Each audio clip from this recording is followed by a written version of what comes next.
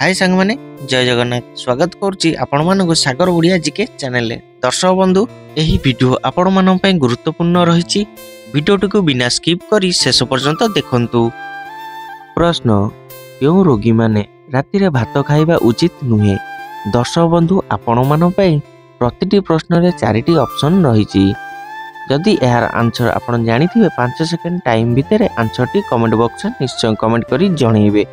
Option A TB रोग, option B cancer रोग, option C हृदरोग, ऑप्शन डी डायबिटीज रोग।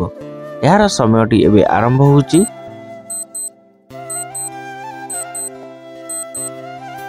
यार समयटी शेष हो सारी। आंसर जानिबा पूर्व दर्शक बंधु जदि आपण माने मो चैनल ले नुआ अछंती चैनल को सब्सक्राइब करी पाखरे थिया बेल आइकन बटन टी को ऑन रे रखंतु सर्वप्रथम एही भली इंटरेस्टिंग वीडियो देखिया पई। दर्शक बंधु एबे देखिबा एही प्रश्नर सठिक आंसर कोन अछि।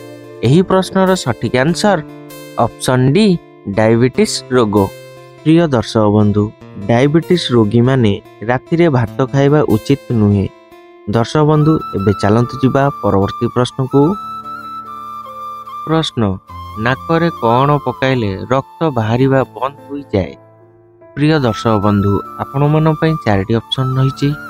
ऑप्शन ए घी, ऑप्शन बी महू, ऑप्शन सी अदा रस, ऑप्शन डी दुब घास रस। दर्शक बंधु यार समयटी एबे आरंभ होची।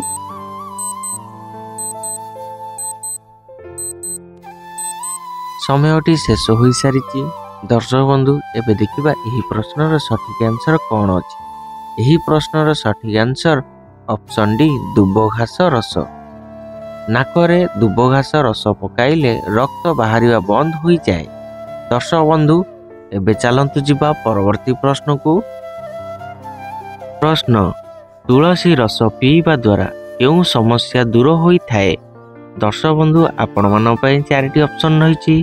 ऑप्शन ए पेट समस्या, ऑप्शन बी किडनी समस्या, ऑप्शन सी आखि समस्या, ऑप्शन डी केश समस्या। यार समयटी एबे आरंभ होची। दर्शक बंधु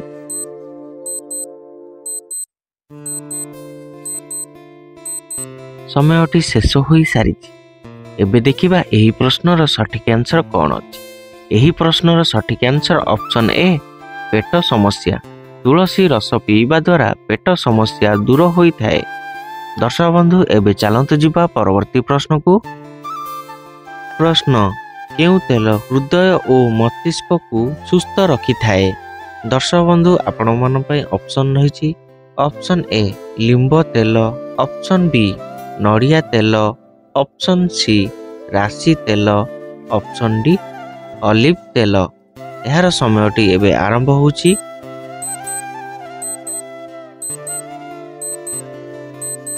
समयटी शेष हो सारी। एबे देखिबा एही प्रश्नर सठिक आंसर कोन अछि। एही प्रश्नर सठिक आंसर ऑप्शन डी ऑलिव तेल। ऑलिव तेल हृदय और मस्तिष्क को सुस्थ रखी थाए। दर्शक बंधु एबे चलंतु जिबा परवर्ती प्रश्न को। प्रश्न खाली पेटरे पौड़ पानी पीवा द्वारा केउ रोग भल होई थाए। ऑप्शन रही। Option A pyorrhoea, option B sugar, option C मोटापा, ऑप्शन डी एसिडिटी। यार समयटी एबे आरंभ होची।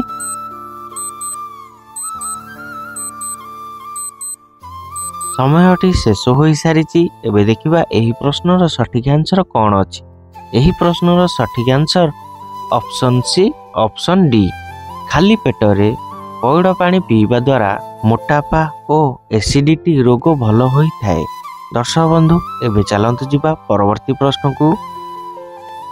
प्रश्न मनीष को साप कामुड़िले तुरंत कौन पीवा को देले मृत्यु मुखरु बंची थाए। आपण मन पई ऑप्शन रही। ऑप्शन ए मुथा मूल रस, ऑप्शन बी क्षीर, ऑप्शन सी कलरा रस, ऑप्शन डी गोमूत्र। यार समयटी एबे आरंभ होची।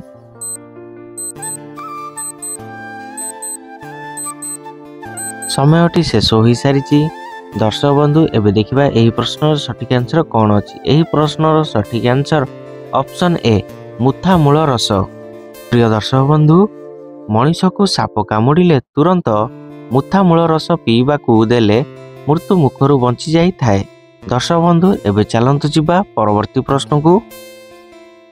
ପ୍ରଶ୍ନ, ମାଗୁର ମାଛ ଖାଇଲେ କେଉଁ ମାରାତ୍ମକ ରୋଗ ଭଲ ହୋଇଥାଏ? ପ୍ରଶ୍ନଟି ଦର୍ଶକ ବନ୍ଧୁ ଆଉଥରେ କହି ରଖୁଛି, ମାଗୁର ମାଛ ଖାଇଲେ କେଉଁ ମାରାତ୍ମକ ରୋଗ ଭଲ ହୋଇଥାଏ? ଆପଣମାନଙ୍କ ପାଇଁ ଅପସନ୍ ରହିଛି।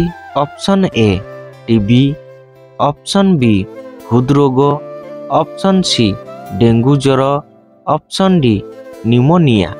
ଏହାର ସମୟଟି ଏବେ ଆରମ୍ଭ ହେଉଛି।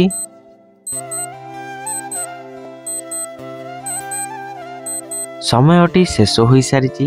ଏହାର ଆନ୍ସର ଜାଣିବା ପୂର୍ବରୁ ଦର୍ଶକ ବନ୍ଧୁ, ଯଦି ଆପଣମାନେ ମୋ ଚ୍ୟାନେଲରେ ନୂଆ ଅଛନ୍ତି, ଚ୍ୟାନେଲକୁ ସବସ୍କ୍ରାଇବ୍ କରିନାହାନ୍ତି, ଚ୍ୟାନେଲକୁ ସବସ୍କ୍ରାଇବ୍ କରି ପାଖରେ ଥିବା ବେଲ୍ ଆଇକନ୍ ବଟନଟିକୁ ଅନ୍ରେ ରଖନ୍ତୁ। ଏହିଭଳି ଇଣ୍ଟରେଷ୍ଟିଂ ଭିଡ଼ିଓ ଦେଖିପାରିବେ। ଏବଂ ଯଦି ଆପଣମାନଙ୍କୁ ଭିଡ଼ିଓଟି ଭଲ ଲାଗିଥାଏ, ଭିଡ଼ିଓକୁ ଗୋଟେ ଛୋଟ ଲାଇକ୍ କରିଦେବେ। ଦର୍ଶକ ବନ୍ଧୁ ଏବେ ଦେଖିବା ଏହି ପ୍ରଶ୍ନର ସଠିକ୍ ଆନ୍ସର କ'ଣ ଅଛି। ଏହି ପ୍ରଶ୍ନର ସଠିକ୍ ଆନ୍ସର ଅପସନ୍ ବି ହୃଦରୋଗ।